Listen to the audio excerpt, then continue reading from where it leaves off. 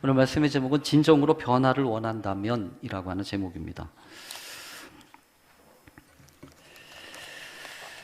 살아가는 모든 것들은 다 변화하게 되어 있습니다.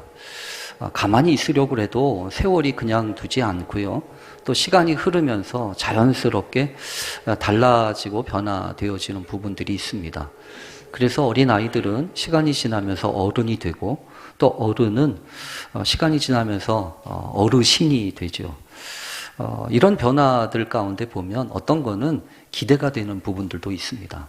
그래서 설레이기도 하고 빨리 이 변화가 왔으면 좋겠다라고 생각하는 그런 때도 있습니다.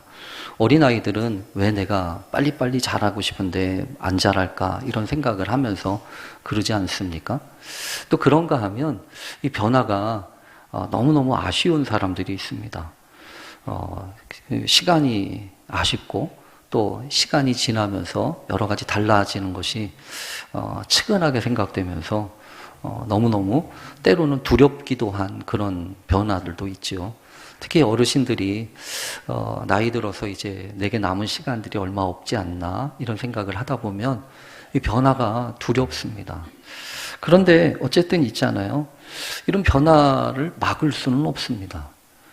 존재하는 모든 것들은 다 시간이 흐르면서 달라지게 돼 있고 또 그런 변화들을 어떻게 감당하느냐 이게 문제이지 않습니까? 그래서 저는 그렇게 믿습니다. 어떤 변화든지 그 변화를 감당할 수 있으면 괜찮습니다. 변화를 감당하려고 하는 그것이 바로 우리에게 믿음이 되고 또 그것을 누릴 수 있는 것이 우리에게 주신 하나님의 은총이 아닌가 싶습니다. 그래서 믿음이 있다고 하는 것은 이 변화에 대해서 열려 있다고 하는 것을 뜻합니다. 어떤 변화가 오든 또 어떤 상황이 오든 하나님이 붙들어 주시고 인도하시는 것이라고 한다면 얼마든지 감사함으로 받을 수 있지 않겠습니까? 그래도 참 어려운 일들이 너무너무 많은 것이 우리 세상의 일인 것 같아요. 지난 주간에 저희 동기가 갑자기 심근경색으로 세상을 떠났어요. 60도 안 됐는데 바로 어저께까지만 해도 열심히 공부한다고 사진도 올리고 페이스북에다 글도 올렸는데 그날 아침에 그 다음날 갑자기 쓰러져서 심근경색, 이게 심장마비인 거죠. 그래서 그 하루 열심히 이렇게 저렇게 해보려다가 결국 세상을 떠난 것을 이렇게 보면서 동기들이 너무 가슴이 멍한 거예요. 우리가 이제 이런 나이인가 보다. 이런 생각도 하고, 그런가 하면 저보다 나이 많이 드신 여러분들은 또 얼마나 더 그러시겠어요? 그래서 하나님 앞에 참 오늘도 그렇게 기도하면서 오늘 말씀을 보았습니다. 하나님, 어떤 변화들은 참 우리가 소원도 하고 바라기도 하는데 또 어떤 변화들은 두렵습니다.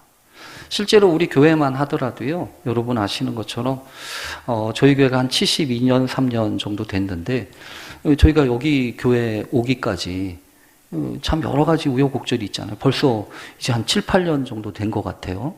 이 교회를 짓고 이곳에 와서 오늘도 어떤 분이 50년 전에 이 교회 성가대 지휘하셨던 분이 교회를 오셨대요. 이따가 제가 소개를 할 텐데요.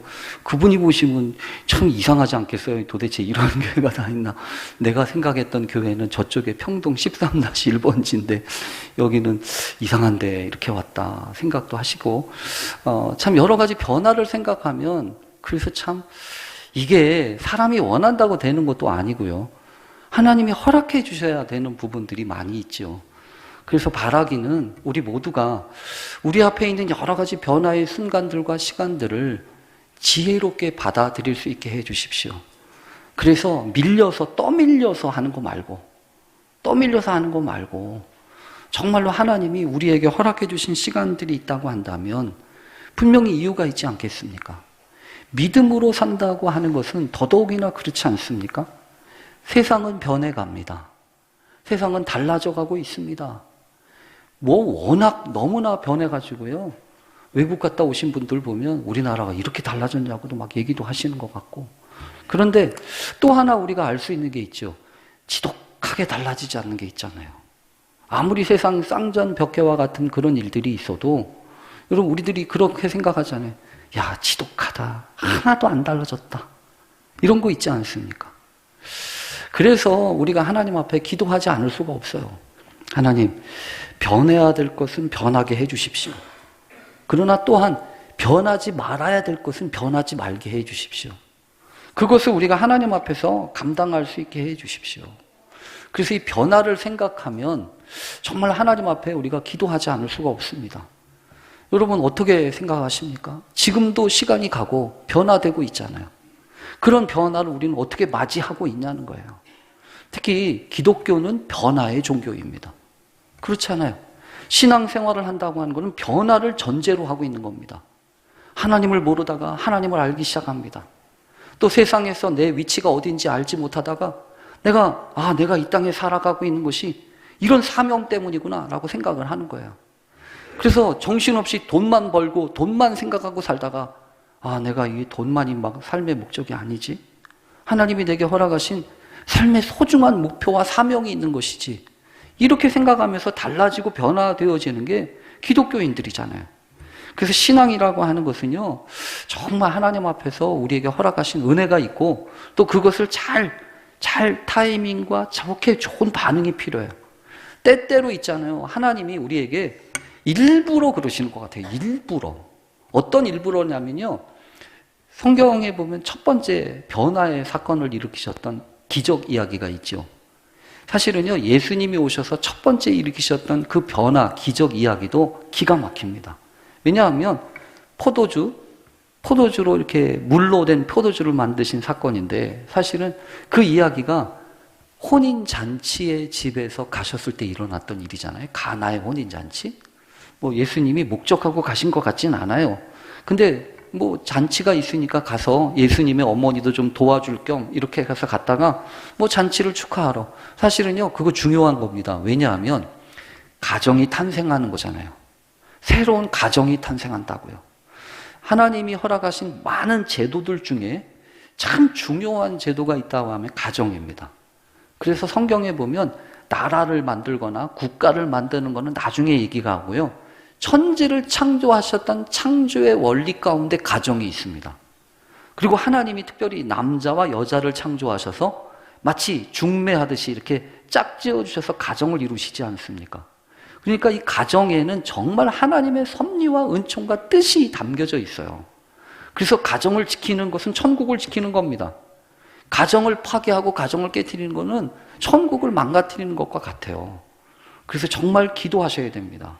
특히 오늘 예배들 드리다 보니까 다음 주, 이번 주 주일날, 이번 토요일날 결혼식 하는 두 부부, 이제 신랑, 새 신랑, 새 신부가 왔네요. 하나님이 여러분의 가정, 특별히 두 사람에게 특별한 은총을 주시고 복되게 하시는 가정 이루시기를 간절히 바랍니다. 그런데 여러분, 그 가정에 문제가 있어요. 뭐가 있냐면 포도주가 떨어져 가고 있었대요. 포도주가 떨어져 가고 있다고 하는 얘기는 음료수가 떨어져 가고 있다는 얘기가 아닙니다. 웃음이 떨어지고 있다는 거예요. 기쁨이 떨어져 가고 있다는 겁니다. 여러분 생각해 보십시오. 가정에 웃음이 없어지고 있어요. 가정에 기쁨이 사라지고 있다고요. 그러면 여러분 어디서도 기쁨을 얻을 수 없다는 겁니다. 왜냐하면 가정은 도망갈 데가 없어요. 가정은 도망가는 데가 아닙니다. 가정은 다 풀어 헤치고 무장 해제하는 곳이에요. 근데 그 가정에서 기쁨을 못 얻어요. 기쁨이 바닥나고 있어요. 이거 정말 큰일 아닙니까? 요즘에도 그렇죠. 요즘에도 그래서 여러분의 가정이 또 여러분이 함께하고 있는 그 가족의 모든 식구들이 주님이 허락하시는 기쁨과 웃음꽃이 피어나기를 간절히 바랍니다. 그래야 되는데 이 가정에 포도주가 떨어지고 있어요. 그러니까 어떻게 발을 동동 구르다가 예수님의 어머니가 이 집에 포도주가 없다 이렇게 얘기하잖아요. 그런데 예수님이 그 말을 들었을 때 아주 쌀쌀맞게 얘기하죠. 여자요, 그것이 나하고 무슨 상관이 있습니까? 가끔 보면 있잖아요. 예수님이 좀 냉정해요. 예수님이 좀 쌀쌀맞아요. 그런데 여러분 기억하셔야 돼요.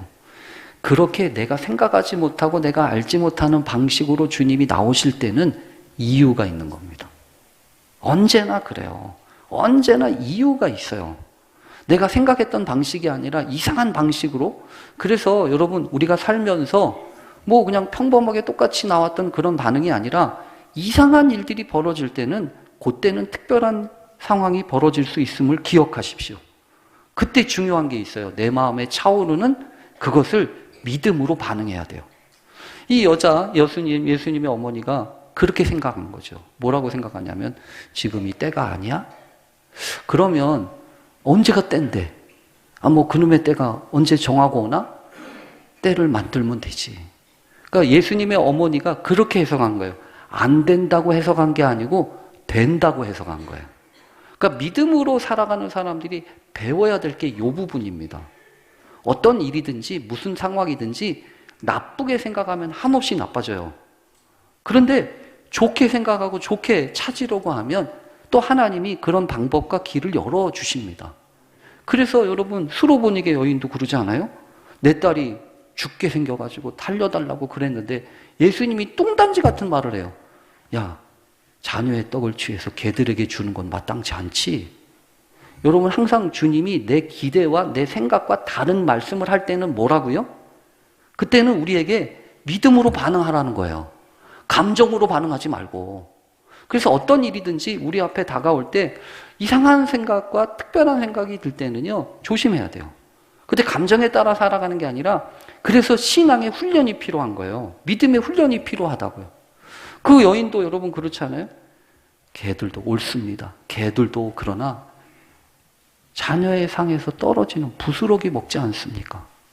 여러분, 놀라운 얘기예요. 믿음으로 반응한다는 건 그래서 중요합니다. 실제로 우리의 삶 속에 여러분, 하나님이 허락하신 일들을 보면 때때로 한 번에 모든 것들을 다 허락해 주시지는 않아요. 오늘 여러분 특별히 이 에스라 7장에 있는 말씀 우리가 읽었는데요. 아쉽게도 이 에스라서는 오늘까지 살펴보고 다음 주부터는 이제 느헤미야를 살펴봐야 됩니다. 그러니까 조금 오늘 할 게 많고 좀 복잡해요. 그래도 여러분 단순하게 설명을 하면 이렇습니다. 에스라서가 설명되고 있는 이 10장까지인데 이걸 반으로 딱 나누면요 6장까지가 딱 나누어집니다. 6장까지가 전반부고 7장부터 10장까지는 이제 하반부예요. 근데 이 전반부에서는 돌아온 백성들이 무너진 성전을 재건하는 그런 일들과 관련된 일들이 수록되고 있습니다. 물론 스룹바벨처럼 첫 번째 돌아온 사람들이 있었고 첫 번째 돌아온 사람들이 성전을 건축하지 못했죠. 왜냐하면 한참 하려고 하다가 어려움이 있어서 잠깐 중단하다가 한 20년쯤 지나서 다시 으쌰으쌰해서 학개와 스가랴 선지자의 말을 듣고 다시 한번 마음을 모아서 이 성전을 건축하고 마침내 완공하지 않습니까? 그 가운데에서도 하나님의 특별한 은총이 있었습니다. 그 특별한 은총이라고 하는 것은 이런 거예요. 방해하고 회방하던 사람들이 고발장을 냈는데 그 고발장을 듣고 조사해 보니까 정말 고레스가 그 백성들에게 성전을 건축하라고 돌려보내라고 했고 그리고 그뿐만이 아니라 성전을 건축하는 공사비까지 지원하라고 한 거예요. 그러니까 다뜨네하고 스달보스네라고 하는 이 사람들이 벙 쪄서 처음에는 방해하려고 고발장을 냈다가 이 사람들이 멈추지도 않고 계속 공사를 하니까 어쩔 수 없이 이제 바뀌어가지고 공사를 방해하지도 못하고 그 사람들을 돕는 일들을 하게 됐다는 거죠. 그러니까 여러분 이 성경에서 우리가 지금 찾아야 될 게 뭐냐 하면 하나님의 역사가 이렇게 흘러가요. 근데 어떤 때 보면 특별한 은혜가 임하는 시점이 있다는 거예요. 특별한 은혜가. 그래서 은혜가 임하면 어떤 일이 벌어지냐면 내가 할 수 있는 역량을 뛰어넘어요. 내가 할 수 있는 범위가 이 정도라고 한다면 여러분 언제나 그렇죠. 요 안에 그냥 알짱알짱거리고 요 안에서 머무는 사람이 있어요. 그래도 좋지요. 나쁘지 않지요. 그러나 여러분 어떤 때는요. 내가 할 수 있는 범위를 훌쩍 뛰어넘는 경우가 있어요. 어떻게 이런 일이 가능한가? 이런 일들이 있을 때 필요한 게 은혜라는 거예요. 그래서 여러분 신앙생활을 하면서 은혜를 경험하는 사람과 은혜를 모르는 사람은 달라요. 신앙생활을 열심히 합니다. 근데 은혜가 없어요. 은혜가 없으면 그 신앙생활이 메말라요. 근데 여러분 신앙생활을 열심히 하는데 거기에 하나님이 은혜를 부어주세요. 그러면 어떤 일이 벌어지냐면요. 꼭 저는 이렇게 비유를 할 수 있는데 뭐냐면 열심히 달려가는데 어떤 거는요 이렇게 뜹니다. 비행기는 떠요. 근데 아무리 빨라도 계속 열심히 달려가는 거는 그거는 자동차죠. 그래서 신앙생활을 하면서 저는 그렇게 권합니다. 여러분, 신앙생활을 시작했으면 열심히 달리기도 하고, 그래서 뭐 400km, 뭐 떼제베처럼 뭐 우리나라에 있는 KTX처럼 이렇게 빨리 가는 것도 좋겠지만, 여러분, 그거는요, 어쨌든 땅에 붙어가는 거예요. 근데 어느 시점이 되잖아요. 그러면 뜬다고요. 그러면 차원이 달라지는 거예요. 그렇잖아요. 이왕 신앙생활을 했으면 바라기는 그 은혜의 세계가 열려지게 되기를 간절히 바랍니다. 하나님의 은혜가 아니고서는요, 해결할 수 없는 문제들이 너무너무 많기 때문에 그렇습니다. 그래서 이 성경에도 보면 성전을 건축하는 것도 은혜예요. 하나님의 은혜가 그들에게 임해서 자기들을 괴롭히고 자기들을 방해했던 사람들이 오히려 도움이 되는 그런 결과를 가져왔잖아요. 근데 여러분, 우리가 여기서 붙들어야 될 건 요거예요. 어떻게 은혜를 붙잡느냐는 거예요. 어떻게 하나님의 은혜가 임하느냐는 겁니다. 그래서 오늘 성경에도 보면, 여러분, 오늘 성경 이 7장에서는 그래서 특별하게 있어요. 뭐냐면 6장에서부터 7장까지가 이 성경은 한 장 딱 차이지만 사실은 60여 년 정도의 시간의 차이가 있는 거예요. 성전을 건축하고 또 이들이 봉헌식도 하고 유월절과 무교절을 지내면서 절기를 지내면서 얼마나 감동적이었겠습니까? 근데 그래서 오늘 7장 1절은 이렇게 시작하죠. 2일 후에 이러잖아요. 바사왕 아닥사스다가 왕위에 있을 때 이러죠. 그러니까 2일 후에라고 하는 거는 여기서는 한 줄이지만 지금 시간이 60년 지난 겁니다. 그러면 여러분 무슨 일이 있을 것 같습니까? 어떤 일이 있을 것 같습니까? 이런 일이 있었다는 거죠. 실제로 여러분 이 성경에 따르면 요때 상황을 잘 설명해 주는 성경이 있는데 그 성경이 어디냐면 말라기입니다. 지난번에 학개와 스가랴서도 있지만 이제는 말라기 성경이 요때의 상황을 이야기해요. 근데 이때의 상황은 어떤 때냐면 이런 겁니다. 열심히 헌신하고 수고해서 성전을 지었어요. 성전을 지으면서 무슨 생각을 했을까요? 이들이 어떤 생각을 했을까요? 우리가 이렇게 헌신하고 하나님 앞에 성전을 봉헌하니까 이제 우리의 삶 속에 뭐가 임하겠다? 복이 임하겠다. 하나님의 은혜가 임하겠다. 하나님의 능력이 임하겠다. 우리의 삶이 그래서 나라도 이제 회복될 것이고 삶에 있어서 여러 가지 토지와 이런 것들이 잘 부흥하고 왕성해지겠지라고 생각하고 기대했다는 겁니다. 그런데 삶이 그렇게 바뀌었을까요? 아니요. 녹록한 건 여전하고 빡빡한 건 여전해서 그러다 보니까 여러분 무슨 생각이 스멀스멀거리고 오냐 하면 이런 생각이 스멀거리고 와요. 하나님도 못하시는 게 있구나. 여기까지. 하나님이 하실 수 있는 여기까지. 여러분 이때가 중요해요. 신앙생활 하다 보면 하나님의 은혜도 경험합니다. 하나님이 역사하시는 말씀도 듣습니다. 근데 점점 시간이 지나가면서 내 삶이 변하지 않고 상황이 똑같아지니까 어느 순간부터 마음속에 무슨 생각이 깃드냐면 하나님이 살아계시는 것 같은데 하나님도 못하시는 게 있어. 내 남편 못 바꾼다고, 내 아내 못 바꾼다고, 내 자식 못 바꿔. 그렇잖아요. 그렇게 생각하는 것들이 이렇게 결계에 지어지는 것들이 있죠. 여러분 그러면 어떻게 해야 되죠? 그러면 조심해야 돼요. 그러면서 이제 우리가 어떤 것을 찾냐 하면 상황을 바꾸려고 그래요. 여건을 바꾸려고 그래요. 자리를 바꾸려고 합니다. 집을 바꾸려고 하고요. 무슨 일들을 자꾸 바꾸려고 그래요. 그러면 뭐가 좀 나아질 것 같거든요. 근데 이미 해봤잖아요. 이미 해봤지. 진짜 중요한 건 뭘까요? 그때 중요한 거는 신앙의 갱신이 일어나는 거예요. 믿음의 회복이 있어야 된다는 거죠. 그래서 오늘 이 에스라서 7장에서부터는 성전을 건축하고 60년이 지났는데 그 다음에 필요한 것이 무엇인가에 대한 이야기를 하고 있는 겁니다. 하나님이 하시는 방법은 그래서 놀라워요. 왜냐하면 하나님이 그 시대와 그 시대에 필요한 하나님의 역사를 위하여 하나님이 준비한 사람이 있었다니까요. 그게 누구죠? 에스라입니다. 오늘 우리가 읽으면서 살펴보고 있는 이 에스라가 하나님이 준비한 사람이었다는 거예요. 그 하나님이 준비한 사람 에스라, 그는 도대체 누구였습니까? 어떤 사람입니까? 성경에서는요, 우선 그의 뿌리와 관련된 이야기를 몇 가지로 이야기해 줍니다. 그러면서 아론의 16대 손이요, 뭐 힐기야의 후손이었다, 이렇게 이야기를 하는데, 중요한 것은 그 사람의 뿌리가 아니에요. 그 사람이 어떤 배경을 가지고 있느냐가 중요한 게 아니라 오늘 이 부분이 중요해요. 우리가 읽었던 6절 있죠. 6절 제가 읽어보겠습니다. 이 에스라가 바벨론에서 올라왔으니 그는 이스라엘의 하나님 여호와께서 주신 모세 율법에 익숙한 학자로서 그의 하나님 여호와의 도우심을 입음으로 왕에게 구하는 것은 다 받는 자이다. 여러분, 여기서 에스라에 대해 설명을 하면서 이 에스라라고 얘기해요. 이 에스라가 올라왔답니다. 올라왔다고 하는 것은 자신이 있던 자리, 그곳에서 떠나서 하나님의 약속과 하나님의 은혜가 필요한 곳으로 가기로 작정을 했다는 겁니다. 여러분, 이게 필요하죠. 사실 무슨 일을 할 때, 어떤 일을 할 때 있잖아요. 편안한 길 찾고 좋은 길만 찾는다고 한다면 굳이 위험을 감수할 필요가 어디 있어요? 이 나이에 내가 무슨 어려운 일 할 필요가 뭐가 있냐?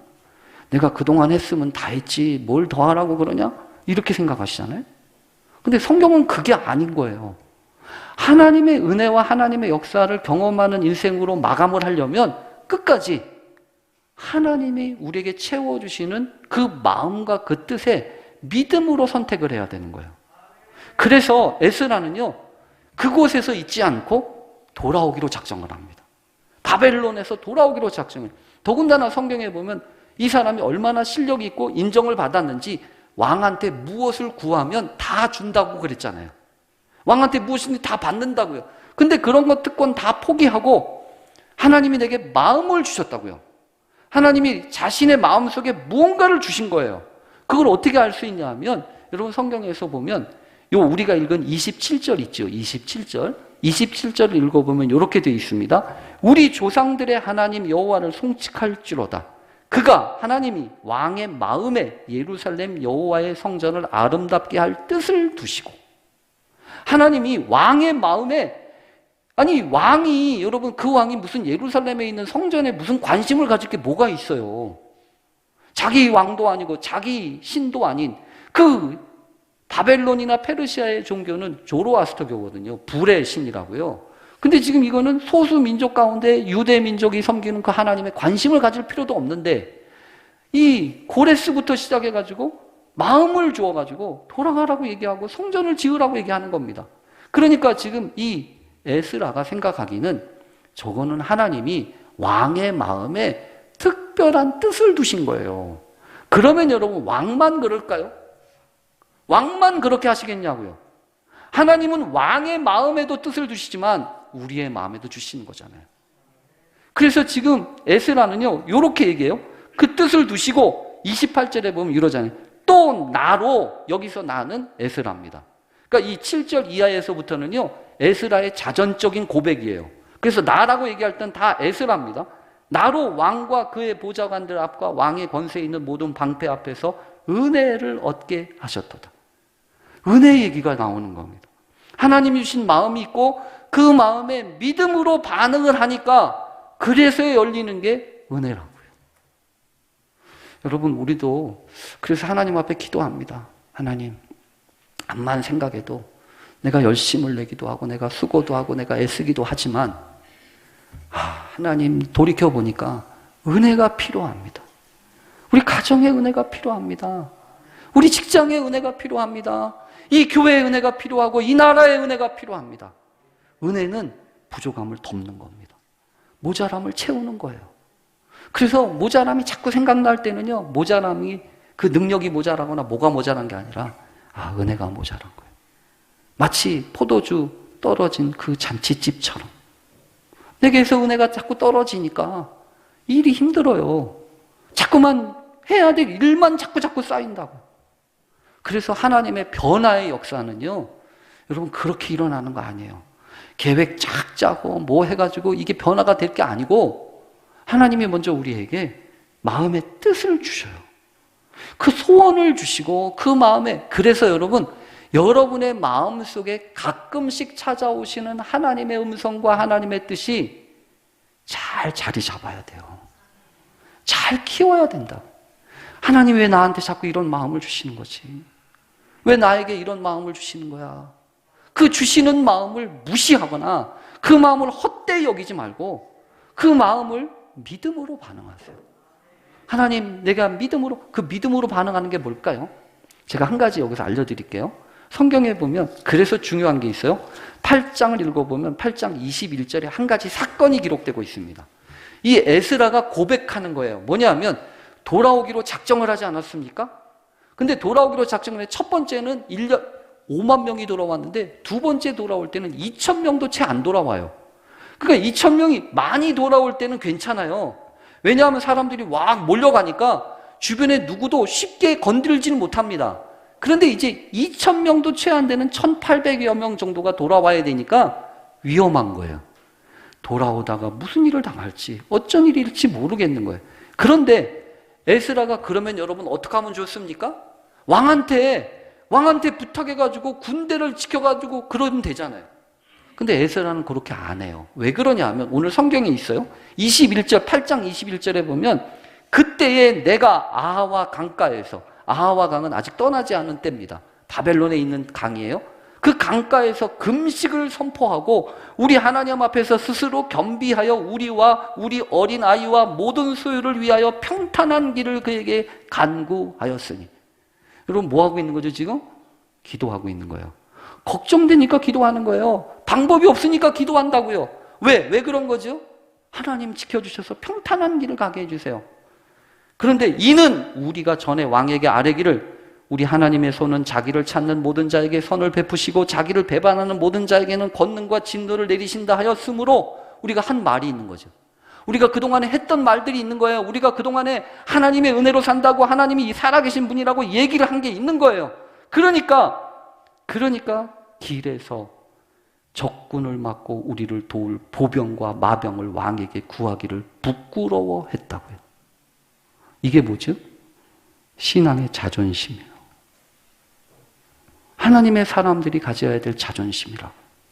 내가 그동안 이렇게 살았는데, 내가 말씀대로 살았는데 이제 와서 하나님 믿지 못하고 세상 것 의지해? 아니지, 그건 아니지. 내가 하나님 끝까지 믿음으로 살고 하나님만 바라봐야지. 그러니까 말을 못했다는 겁니다. 말은 못했어도 뭐는 할 수 있어요? 기도는 할 수 있어요. 하나님 앞에 기도는 한다고. 그러니까 얼마나 절박하게 금식하면서 기도해요. 하나님 앞에 기도한다. 그러니 하나님 은혜를 부어주신다고. 여러분 오늘 이 에스라의 이야기는 그냥 자연스러운 게 아닙니다. 자연이 당연히 됐다는 게 아니에요. 모든 사람들이 다 그렇습니다. 잘 풀린 사람들이 하는 얘기는 별거 아니에요. 나는 공부만 했을 뿐이에요 라고 얘기한다고요. 근데 남들이 다른 사람이 보면 기가 막힌 방법이 있고 이상한 것처럼 그렇게 생각되지 않아요? 여러분 다시 권면합니다. 하나님이 우리 마음 가운데 부어주시는 마음은 중요해요. 그 마음에 믿음으로 반응하고 신앙의 자존심을 지키고 하나님께 맡기고 의탁할 때 뭐라고요?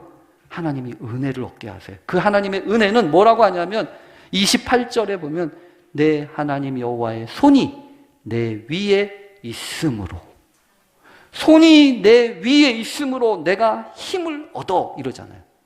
하나님의 손이 그 위에 있는 겁니다. 하나님의 능력이 임하는 거예요. 내 힘으로, 내 능력으로, 내 계획으로, 내 지혜로가 아니라 하나님이 주도하시는 거예요. 여러분의 남은 삶 하나님이 주도하시길 간절히 바랍니다. 아무리 계획해도 내 뜻대로 안 되잖아요. 하나님이 지켜주시고 인도해 주셔야 마지막까지 붙들으셔서 주님의 손에 붙잡힌 그런 인생들 되시고 하나님이 주관하시는 복된 믿음의 증인들 다 되시기를 간절히 축원합니다. 우리 같이 기도하겠습니다. 하나님 감사합니다. 오늘도 우리에게 정말 변화를 원하느냐라고 물으시며 하나님 어떻게 그 변화를 감당할 수 있을지 가르쳐 주시니 감사합니다. 끝까지 믿음으로 살게 하시고 은혜를 구하며 주의 이끄심과 주의 역사하심대로 순종하며 살아갈 때 얼마든지 채우시고 바꾸시는 것을 기억하오니 주여 오늘도 우리가 믿음으로 나아가게 해 주시옵소서. 예수님의 이름으로 기도합니다. 아멘.